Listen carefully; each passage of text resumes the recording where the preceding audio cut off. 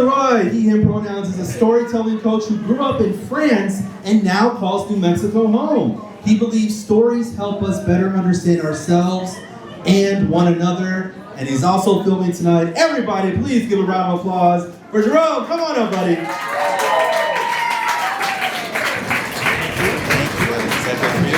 I think so, yes.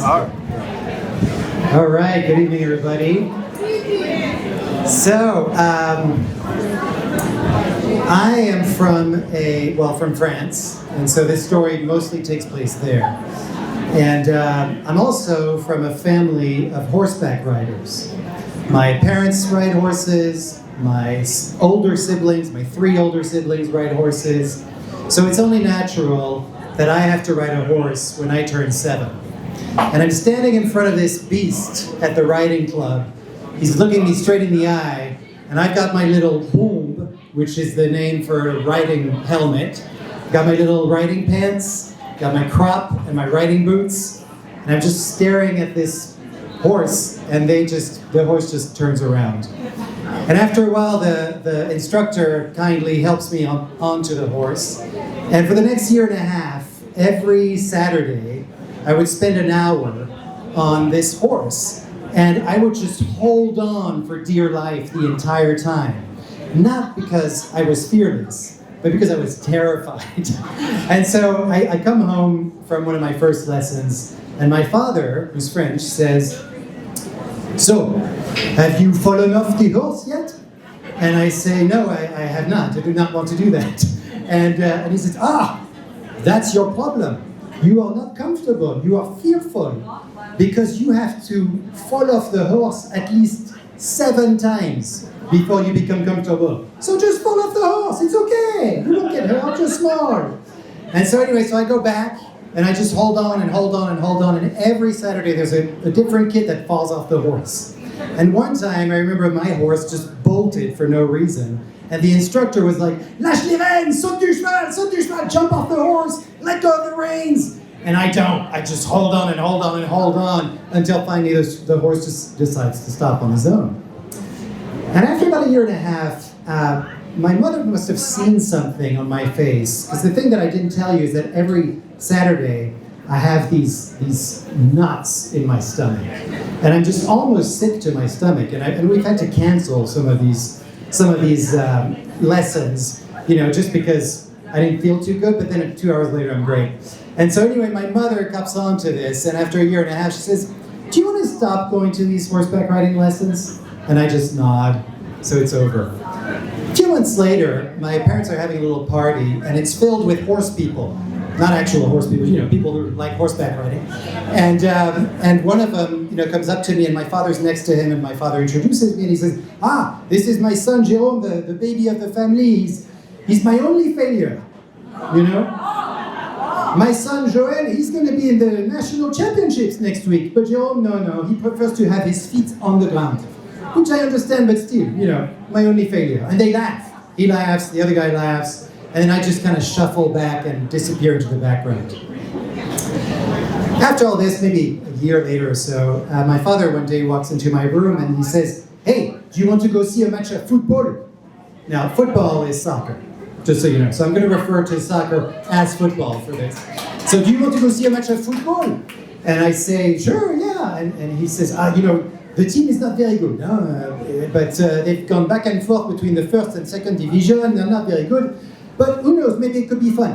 And so we go, and that day, Tours, my hometown, is playing against Le Havre, and incredibly, unbelievably, we win 4-0. And my father turns to me and says, "Oh my goodness, this never happens. You are my good luck charm. You must come every time now." And so we go. This becomes a ritual every couple of weeks. And he was right, by the way. The team is really not that good. And it's mostly 0-0s and 1-1s.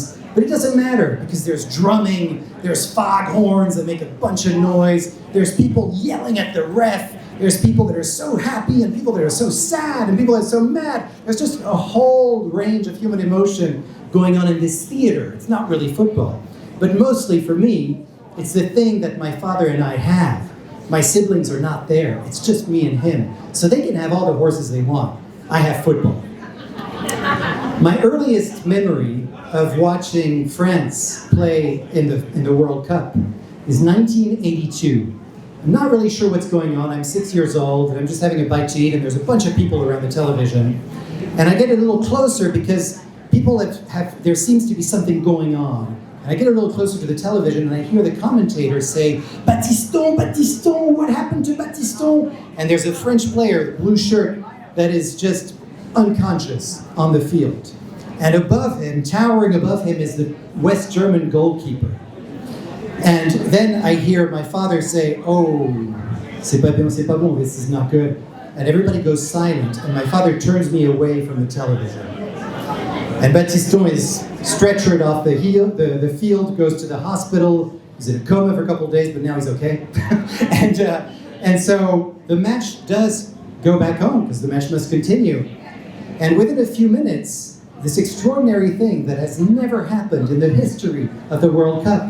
France is in the semifinals of the World Cup, and they are leading Germany, West Germany, 3-1 with 5 minutes to go. The entire house, all these people in my house, my siblings, the friends of my parents are all going, "On est en finale, on est en finale, on est en finale." We're in the final. But of course, you should never say that when you're playing West Germany and Germany today. 5 minutes left on the clock. The Germans equalize, goes to penalty kicks, France loses. And it goes on every 4 years. Failure after failure, loss after loss, and seeing my father just with his head in his hands, and everyone else, and myself as well. Until 1998, I'm 22 years old, and I am standing on a street in Paris, a famous one, you might have heard of it. It's called the Champs-Élysées, and it's been cordoned off. And there are 500,000 people, I'm not exaggerating this, you can look it up. 500,000 people are on the Champs-Élysées, all singing, "On est en finale, on est en finale, on est en finale," because we actually have won the semifinal of the World Cup, which is taking place in France. So we're in the final. So now I'm a student, and I'm studying in Paris, and I'm visiting my parents that weekend when the final is going to happen. And so I tell my father, "My gosh, you must be beside yourself." And he says, "Oh, yes, but I don't know. Remember 1958? We had the best striker in the world, and he scored the most goals ever in a World Cup, still today, right? And we still did not win. So I don't know. We're playing Brazil. Brazil, 5-time winner of the World Cup, reigning champions at the time, yes? So, I don't think so. I'm not even sure I'm going to watch." I say, "Come on, you can just calm down, have a glass of wine, and watch the game." So I drive off to go and watch the game with some friends, and it's glorious. France wins the World Cup for the very first time in its history, 3-0 against Brazil, the best team in the world. And so I come back to my house, and my father and I hug, we embrace, and he says, "Oh, this is unbelievable. I never thought it would happen. My goodness. And you're so young. You're so lucky to be so young and to live through this. Wow, what an experience for you. Amazing."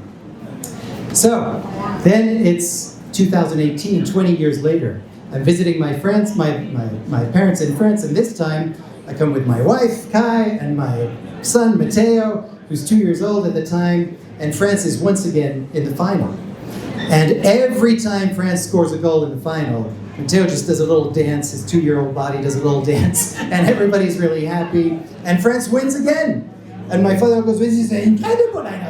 How this is happening twice in my lifetime. Oh my goodness." And he looks at Matteo, "Oh, you're so lucky, you're so lucky." And Matteo just kind of looks around. And then it's 4 years later, another World Cup. This time it's 2022, and I'm visiting my parents in Florida, because they've now retired, and they've been living in Florida for a while. And so here we are, and this time I come with my daughter as well. Family's growing. And we lament the fact that this year, 2022, the World Cup will not happen during the summer. It will happen in November because it takes place in Qatar. It's too hot in the summer. So for the very first time, we can't actually watch it together. But something much bigger is happening at the same time.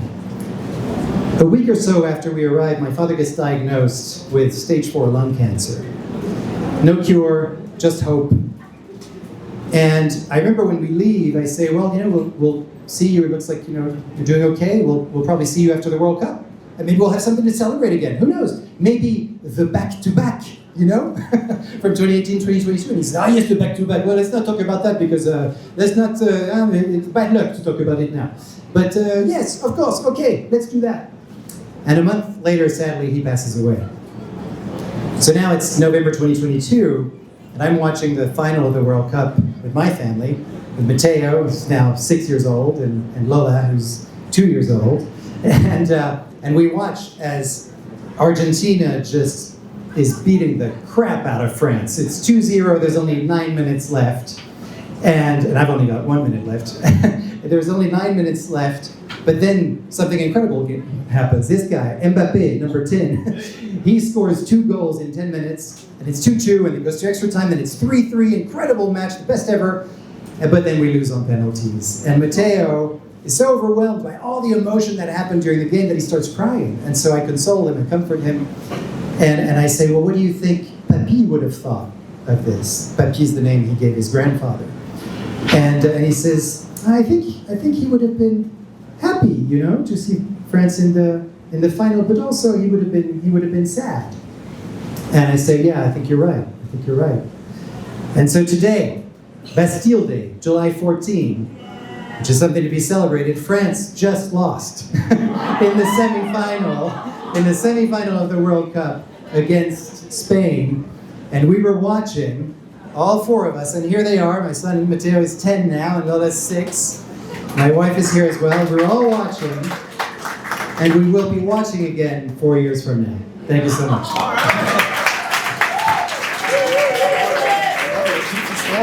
Give it up for Jerome, everybody. Yeah. Oh, what an absolutely beautiful story. And his beautiful family is here. So I'm assuming we have a lot of FIFA World Cup fans here this evening. Yes? Yes? All right.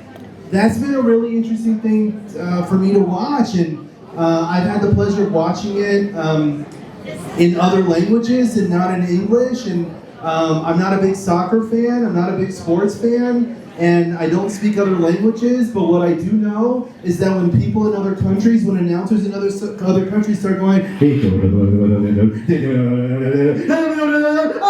I'm just like, I don't know what's happening, but yes, I'm getting excited. So yeah, thank you to the World Cup and to soccer for bringing all of that to us. All right, you guys I want to hear what's on your mind, audience. It's time for us to get up.